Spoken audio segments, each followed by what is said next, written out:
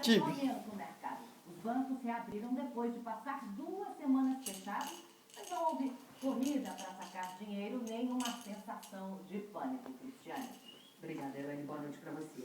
A Suprema Corte O que você tá fazendo, Tibi? começou a analisar a legalidade do casamento gay, um tema de enorme repercussão que está na coluna de hoje de Renato Machado, direto de Londres. Ai, que coisa linda. Desde os juízes do Tibi. Supremo demonstraram cautela, tanto conservadores quanto liberais. O casamento Que forma da gay lista, é muito Tibi. recente. Uma das julgadoras, Sônia Sotomayor, já tinha argumentado que era melhor deixar os estados legislarem sobre o assunto durante mais tempo, para que se forme uma ideia de justiça.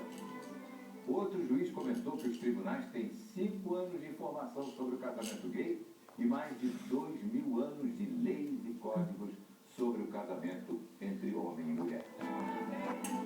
O argumento pró-casamento gay na Califórnia é que a união do mesmo sexo já existe em 9 estados e que o importante é o bem-estar e o futuro das crianças.